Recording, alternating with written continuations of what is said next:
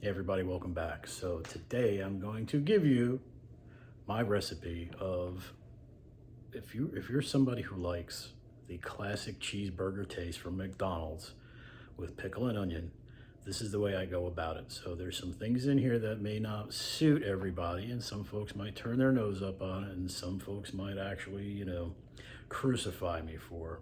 But in a pinch, and if I want this flavor, I don't make it this way all the time. This is the way I get the job done, and this is going to be the recipe. And you could omit some of the things in there as you wish, but if you want cheeseburger flavor, if you're still eating dairy, if you're still eating plant-based anything, if you're still drinking coffee, if still using pepper and garlic and things in your seasonings, and you're going to see one ingredient here that I know I'm probably going to catch flack for, but this is what I do to get that flavorful McDonald's cheeseburger taste without going to the drive-thru. So I'm going to get to it, and we'll see you in a minute. All right, so here's the deal. This is basically going to be, this is 3 1/3 pounds of 80/20 ground beef, 5 eggs. This is pickle relish. I usually chop pickles, but I had a little bit of a jar left. This is probably about 6 to 8 ounces, no, maybe 6 ounces of pickle relish, and about 4 to 6 ounces of shredded cheese. I actually take chunk cheese. This is a hard Vermont cheddar, and shred it. I don't like the bagged cheeses. They just taste funny to me. They always have. So I will shred the cheese myself. And then garlic. This is coarse sea salt in a grinder, and fine ground black pepper. So I use a KitchenAid mixer. Whatever mixer you have is available. It's not necessary. You can do it by hand. It's going to take you a little bit longer. I find that using this with the paddle actually breaks down the fat a little bit more than any of the tissue of the meat, and makes it for a smoother texture when you actually mix it up. So I'm going to get the meat in the bowl. I'm going to start putting some of the ingredients in and watch how we mix it. So I'll be right back. So I got the meat and the eggs in here now, and I am just going to, this is like the batter paddle that has that little rubber piece on the side that actually keeps scraping the side of the bowl. And this is pretty important because when the meat is cold, if you don't let it, say, sit out for like maybe an hour or so coming out of the fridge, it tends to stick a little bit in the fat, and makes the, this is a stainless steel bowl, so it kind of makes the bowl cold, so things will stick to the side. So I'm going to pulse this a little bit and get this kind of going, and then I'm going to add the cheese and the pickles and then season. So let's just pulse this a little bit. You're going to want to watch. Sometimes your meat, 3 pounds is a little bit maybe too much for this bowl, so it sometimes wants to come out of the side. So I just pulse it until it starts to break down a little bit, and then I will leave it go on its own.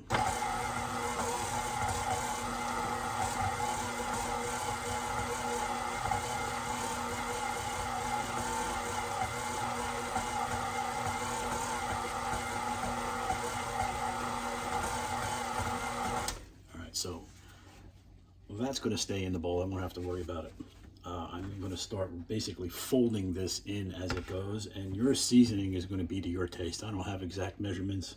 I prefer to have a little bit more of a peppery flavor, so I'll add a little extra pepper. Salt is kind of the same thing. You salt to taste, really, and everybody's different. So I could give you measurements, but being somebody who cooks on the regular, I kind of know how many turns to give this grinder for my salt. Same thing with pepper. I kind of eye it up, if you will. I don't use a lot of garlic. It's just a little added extra. So let's fold this in a little bit. Come on.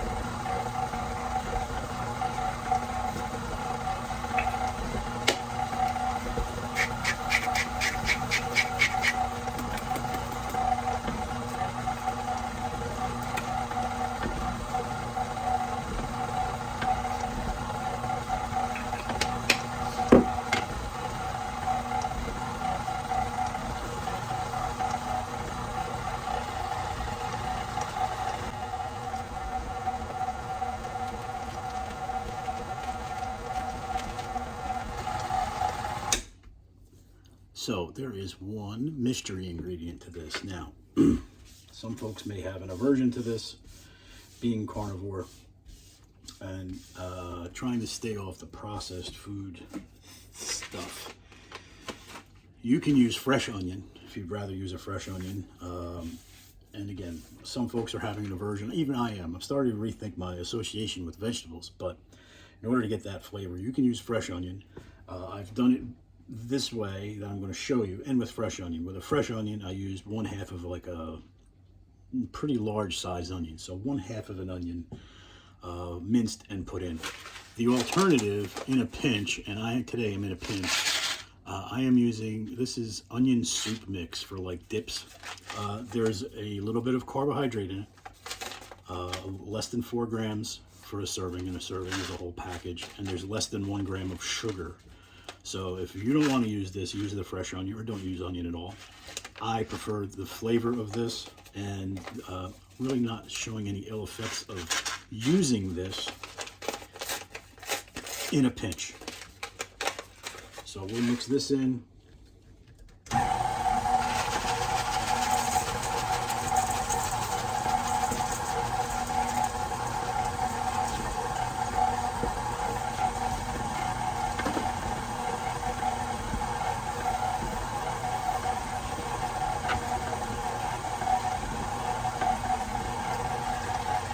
Generally, I like to let this go about 2 minutes.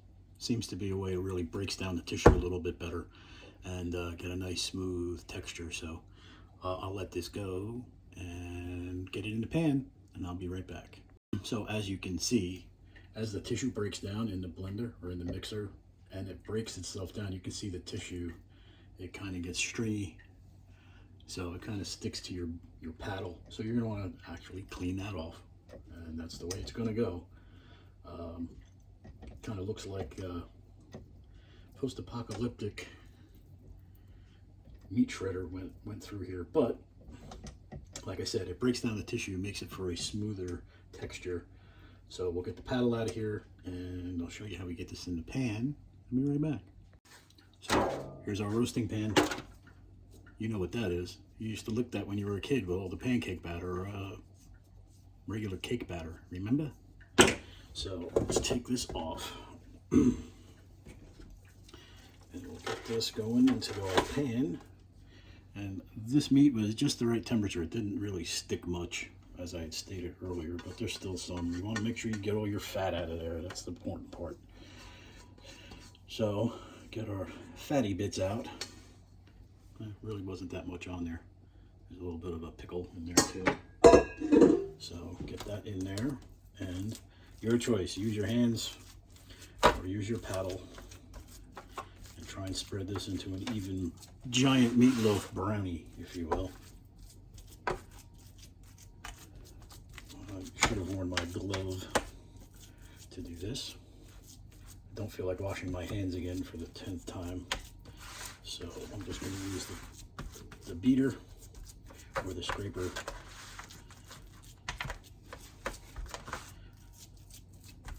And get this spread as evenly as I can. Make sure you push any air pockets or anything out of there.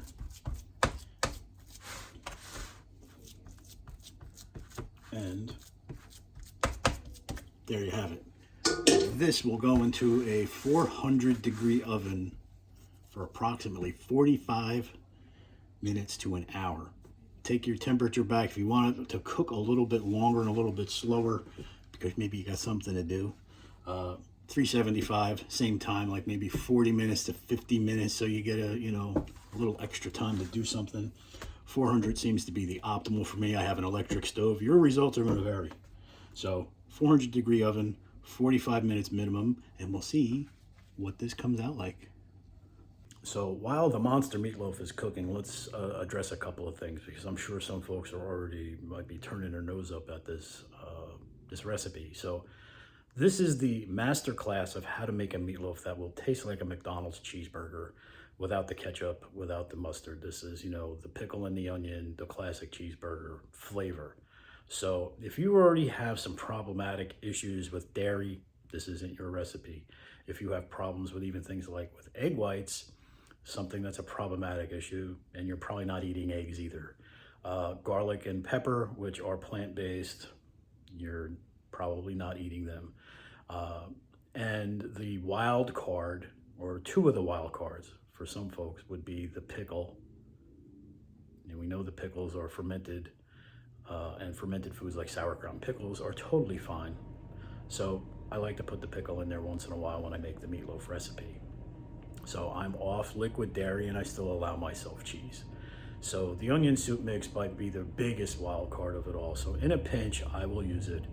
And sometimes I just make my meatloaf very plain. It's just eggs, salt, pepper, garlic. So there's nothing else in there, but it's kind of just a plain meatloaf. It doesn't really suit what this video is for. For those of you who want that classic McDonald's cheeseburger flavor, with the pickle and the onion, this is the way to go. It's going to stretch a buck because you're going to get a 3-pound meatloaf that might last you a couple of days.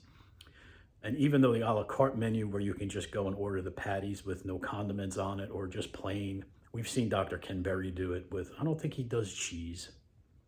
Not sure if he eats cheese at all.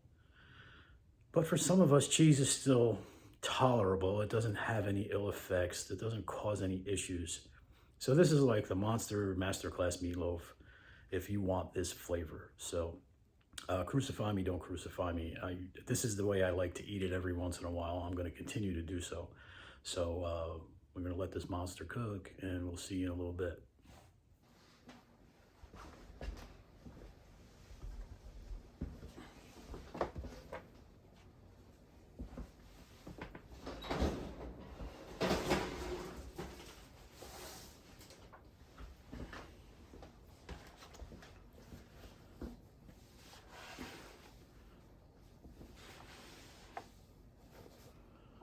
So there she is, hot out of the oven, still a little bubbling on the sides.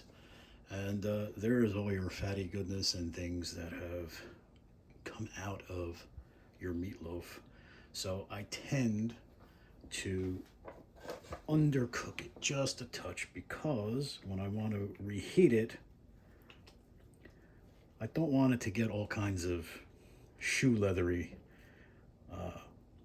in a microwave, or even if I reheat it in a skillet or in a pan. So it's not really pink. It's just a nice shade. And all that's left to do is to slice this up and eat it. Whatever you don't eat, put in the fridge. I know some folks will save and probably strain some of this fat. I am not quite that person yet. I'm not reusing things. But, if you want to get some of this fat in while you're eating this, maybe a little tablespoon of that to help with your fat content. I tend to eat some of that. So that's really all there is to it. Slice this up and enjoy it.